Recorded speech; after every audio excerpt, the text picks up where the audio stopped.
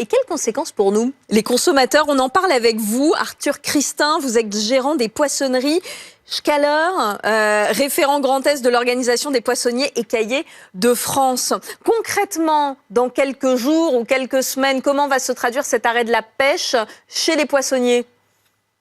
Alors ça va être clairement compliqué puisque le golfe de Gascogne représente environ entre 25 et 35% des apports des poissonneries artisanales et traditionnelles en France sur le poisson entier.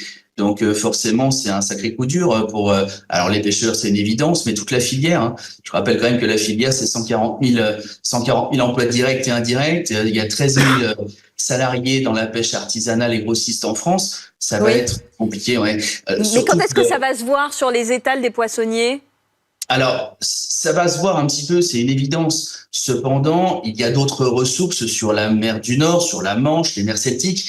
Comme je vous disais, seulement entre guillemets 25 et 30% pour le golfe de Gascogne en globalité. Mais forcément, ça va avoir un impact. Ce qui va se passer, c'est qu'on va tenter, les poissonniers, de réduire encore une fois des marges qui sont dérisoires pour éviter aux consommateurs de sentir cette hausse de prix qui va forcément arriver, malheureusement. Et pourquoi il y aura forcément une hausse de prix? Ouais, parce que c'est ni plus ni moins que l'offre et de la demande sur le marché du poisson au niveau européen, et les criées françaises fonctionnent bien évidemment de cette manière. Vous avez des acheteurs en face d'une ressource et tout simplement la raréfaction de la ressource sur cette période-là va faire monter les prix un tant soit peu. Ouais, c'est sûr, c'est sûr. Est-ce que certaines espèces vont manquer à l'appel? Je pense au sole, par exemple.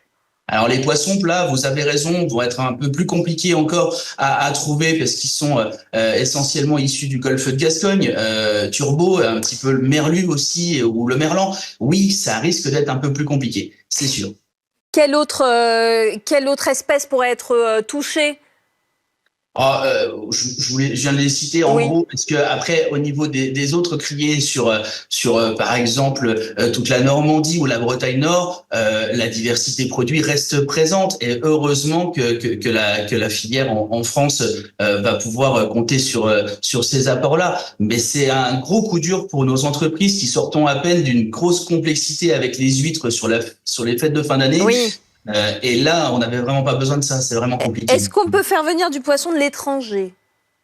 Alors oui, bien évidemment, le marché européen, il est pour tout le monde, donc toute l'Europe, dont la France. Oui, et c'est déjà le cas en partie. Maintenant, forcément, le marché européen, avec cette interdiction, va se tendre, ça c'est sûr. Merci Arthur Christin d'avoir répondu à nos questions.